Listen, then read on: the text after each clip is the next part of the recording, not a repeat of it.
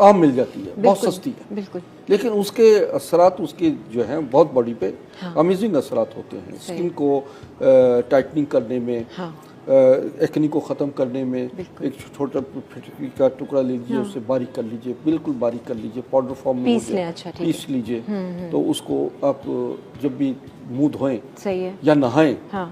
तो टब में थोड़ी सी वो फिटकरी शामिल कर लीजिए। अच्छा। और नहाने के बाद जो है हाँ। उसका पानी जिस्म पे डाल लीजिए। ठीक है। अच्छा, बेशक आबिज़न करने का मतलब यह है कि आप उसमें बैठ जाएं, अच्छा टब में बैठ जाएं। ठीक है। तो ख़वातीन के बहुत सारे अंदरूनी मसाइल भी होते हैं फिटकरी जी के, हाँ, अच्छा फिटकरी से, अच्छा वो ठीक हल है। होना शुरू हो जाते हैं। अच्छा। बाकायदा ये तो बड़ा पुराना कदीम हाँ। एक तरीक़ाकार था जो राजों महाराजों और नवाबों की बेगमात भी इसी आज़माती करती थी अच्छा अच्छा कि वो अर्क़ गुलाब में फिटकरी को शामिल करके उसमें अच्छा। आबिज़न करती थी, बैठ जाती थी। अच्छा, इंटरनल इन्फेक्शन वगैरह होता है, इंटरनल वो सारा इन्फेक्शन कुछ है, ठीक समझे ना, है। जिल्द का लूज़ हो जाना, सही ढलक है। जाना, सही और है। या लैकोरिया की शिकायत हो जाना, अच्छा, वो सारा कुछ तमाम इससे चीज़ों को ठीक वो है। करते हैं। और नहाने के बाद जो है ना, आप खुद ब खुद महसूस करेंगे हाँ। कि स्किन जो है किसी टाइटनिंग की तरफ आ गई है। अच्छा अच्छा, और जो ड्राई जिनकी स्किन है वो तो फिर वो लगाएं क्या चेहरे पे जैसे फिटकरी? अच्छा बिल्कुल, फिटकरी एक ऐसी चीज़ है हाँ। कि जो तमाम टाइप स्किन्स हाँ। के लिए अच्छा